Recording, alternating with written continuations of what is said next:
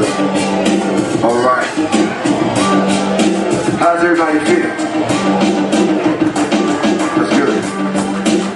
Glad y'all can take it tonight. Yeah, keep that beat just like that. That's good. It started out a week ago. I think I flew to San Francisco. Nope, I flew to Vegas. Did Club Town. Myself, Flavor Flav, Chuck D, DJ Lord, and a few songs. And we bounced to San Francisco.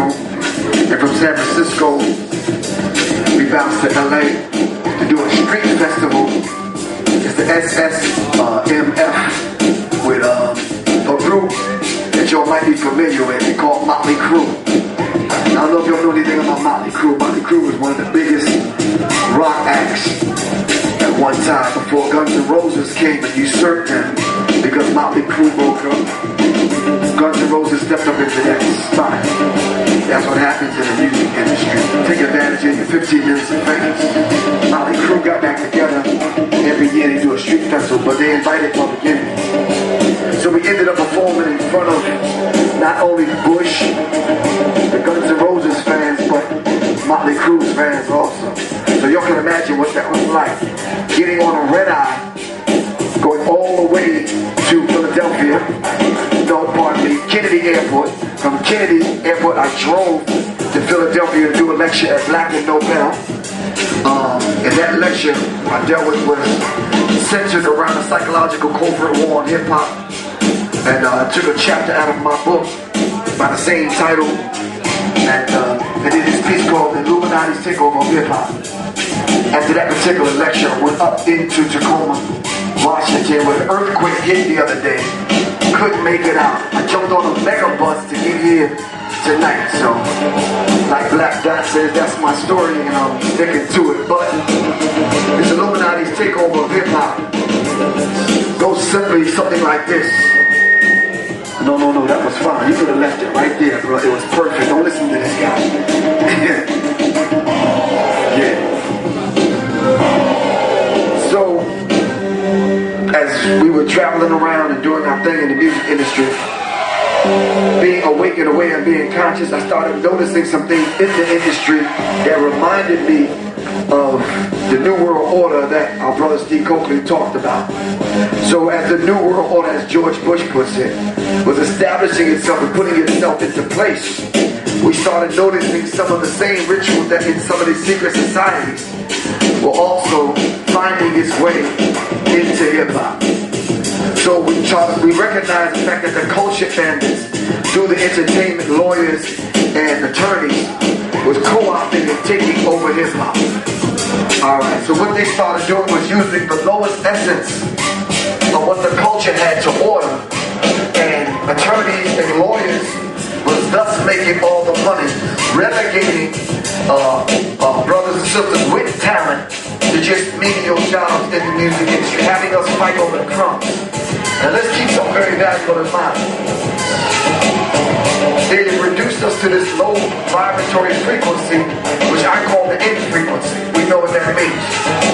And that energy and that frequency is right here. Everything that satisfies this. And Biggie Smalls says money holds and clothes is all we can know. So you follow it? That's where that energy stays, right there. So we have to understand this now. Those of us that ain't never had no money are the same people that get on the videos and act like we ain't never had no money. Are you following me? We always got to let people know I got money. I name a record company Cash Money. And I got money. As a matter of fact, my name is C Money. I got money hanging out of my pocket, my teeth in my mouth, hanging off my neck. Are you following me? This is no way for civilized gods and goddesses to act. Alright? In the countries and villages that we have on the continent, we walked on streets paved with gold, diamonds all around our necks and this kind of thing, and we never bragged about it because we've always had it. Are you following me? But since we've been dragged to America in the holds of ships, our name, language, culture, God, religion, and everything taken from us, and our open enemy, our oppressor, gave us his wealth and took our God, our customs, our mores, our norms, and our our values, and we traded it for his wealth. Alright? So now that he gave us his so-called word, we finally woke up and realized it ain't wealth at all. Are you following? So now we're left holding the bag, and we look in the bag, and there's absolutely nothing in the bag. So just like the Wizard of Oz teaches us, we was on the yellow brick road, and by the time we got to Oz, there was this little short, fat little dude behind the curtain, pulling all the strings. So when we had to have a dialogue with him, he ended up telling us that the very same thing that you asked him for, you already have was inside of you. Do you remember the Wizard of Oz? Well, we need to understand that's a valuable story. Although the Wizard of Oz was made by a Luciferian Satanist who believed in the occult, that was an occult film. And don't get bothered by the word occult. Occult just means hidden. Once upon a time, we had knowledge that was hidden, and we only pass it on to our sons and our heirs. Now we give it to any and everybody. You follow me? So let's bring it back to this thing called hip-hop. It's a beautiful thing, but we need to understand hip-hop is based on 4 fundamental elements: breaking, graffiti, MCing, and the DJ. Alright? But there's a 5th element of hip-hop that synthesizes the 4th element, and that's knowledge itself. That is something this brother in the white beat back here had. That's something what the brother with the camera had. That's something this brother had. That's something this brother had. Knowledge itself was synthesizes the 4 elements of hip-hop. So when we allow all of the cultures to come in and participate in hip-hop, we forgot one thing: to relegate them to the 4 fundamental elements of hip-hop. And if you're going to graduate, you have to have a knowledge yourself. And that takes years of study. Alright, we have to understand that particular diet. Now, we started seeing some of the rituals that are going on in hip-hop. I just asked the question: why are people dying in hip-hop and no one is saying anything? We lost Big L, Aaliyah, Left Side, Biggie, Tupac, and I can go on and on and on. When you put some of these deaths under the microscope and we start to investigate some of these deaths, we start to see the rituals unveil themselves. Now we have to understand something. This sacred knowledge was passed on from father to son and from daughter to mother to daughter. Anyone in the room studies martial arts? If you study martial arts, you know your master and teacher don't give you those secret, sacred sciences and teachings. They don't pass them down to anybody. In the martial arts circle, normally those are family members that they pass those secrets on to, right or wrong. Everybody just can't come up in the temple and get the secrets. So it is with hip-hop. Now, in 2011, any and everybody can come and get a record deal. You don't even have to be a good MC. So I'm saying people are being sacrificed in hip-hop so other people that are talentless can rise to the top. Let me give you an example of that. I don't want to call no names, but I have to. Your man Sean, P. Diddy, Puffy, Coles, whatever his name is. This brother started a label called Bad Boy. He was the least talented one on the label. Alright? When they made him that deal and he took the oath and he signed on and took the blood oath, he had to sacrifice everyone on his label. Now let's look at some of the people on this label. What happened to the Locks? What happened to Total? Faith? What happened to Black Rob? What happened to all the Biggie? I can go on and on and on. How was it that this man sacrificed what happened to Shine, who served 10 years in prison? Are you following me? So we have to understand these particular things. Now listen, I'm not saying it's that brother's fault. I'm just saying that there's something going on in the music industry that we need to be awake and aware about. This not only happens to Puffy, Jay-Z, it happened to a lot of people that own independent labels and that was self-thinking people in the music industry. There's a 10% element of bloodsuckers of the poor that's operating in the music industry. We call them culture bandits. They're operating in the industry and they're usurping everyone that's about free thinking. Alright? And when you travel abroad and you start to experience the different cultures that's resonating with hip-hop, we don't find this madness with other cultures. Alright? So we need to understand this particular thing. Now let's demystify who these people are. Stop saying that Jay-Z is the Illuminati. He's not. Jay-Z is a peon. He's a peasant when it comes to the Illuminati. The Illuminati consists of 13 bloodlines, and Jay-Z is not in that bloodline. Jay-Z is not a blue blood. Are you following me? When you really write down who's connected to whom with these 13 bloodlines, Jay-Z is nowhere to be mentioned. Michael Jackson, Jay-Z, and the rest of these people are being used to control the masses of the people's minds under a mind control program. Alright? So we need to keep that particular thing in mind. Jay-Z and Kanye West just came out with an album called Watch the Throne. Well, what throne are they talking about watching? Obviously, they're not sitting down on the throne. Obviously, it's someone else controlling the throne. Alright, they must be talking about another kind of throne, because as far as I can see, they're not the ones sitting on the throne. But if they're talking about the throne in the Vatican, if they're talking about the throne in London, and if they're talking about the throne in Washington, D.C., which is the District of Columbia, these are the 3 city-states. They pay no taxes. They abide by no laws. These are the 3 city-states: London, the Vatican, and Washington, D.C., which is the District of Columbia. The Vatican controls the religious arm of the Illuminati. London controls the financial arm of the Illuminati.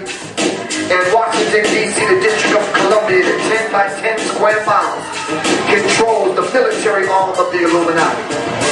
Alright? These people are not controlled by the same law that controls you and I. They operate under maritime admiralty law. Alright? They don't fall under the same law. You follow the law of the land. They follow the law of the water. Maritime admiralty law. We'll talk about that in a minute. But no one understands that these people control people who control people that you worship. We look at Jay-Z and the rest of them as though they're rich and wealthy. They may be rich, but they don't have wealth. Alright? There's a difference between wealth, being wealthy, and being rich. Are you following me? So we need to understand this particular dialect. Now, one such family we need to know and understand is the Rockefeller family and the Rothschilds. These people have $500 trillion. Let me give you an idea of how much money that is. Your brain, with the amount of brain power that you have, you could spend a week in this room right now and not count to 500 trillion. Do you understand the magnitude of what I'm talking about? Okay, let's take another family, the Disney family, who own Disney World. These people have a mind control, a continuous mind control experiment going on in Disney World. I can name you 5 people right now that ended up at the top of the charts in black music. All of them were Musketeers. Is that a coincidence? No. Christina Aguilera, Britney Spears, Justin Timberlake, and the rest of them, NSYNC, Backstreet Boys, all of them were under a mind control experiment. But all of them ended up at the top of the black music charts, and that's not a coincidence. So we need to understand what's going on now. Just to sum this up, there's a mind control program that's going on not only in the black community, but among the 85% of the masses of the people. There's homosexuality and bisexuality frequency that's going on, and it's really running rampant. A minute ago, brothers was carrying pianos to prove their manhood. Now 12 and 13-year-olds are holding hands at the mall and kissing and licking on one another in television shows and magazines, and no one's saying anything. Are you following me? We're not beating up on the homosexual. We just saying, when we prepare the table of accountability, we're calling all of them to the table so we can have a discussion about this, so we can set it straight. Are you following me? Last but not least, when we bring the communiversity together, when we bring it together, we bring the village together, there's no such thing as an individual. I'm held responsible for your ways and actions. What you do affects us all. I'm held responsible for yours. Are you following me? The words that we speak, we're held responsible for that. Alright, because words and thoughts become words, words become deeds. We have to understand that. We have to be responsible for everything we say and do. So dealing with the psychological corporate war on hip-hop, dealing with the Illuminati's takeover of hip-hop, this information is out there on YouTube. Just put Proffessor Griff in on YouTube and look some of these things up. I want to thank Andre 13 for having me to say these few words that I'm able to speak tonight.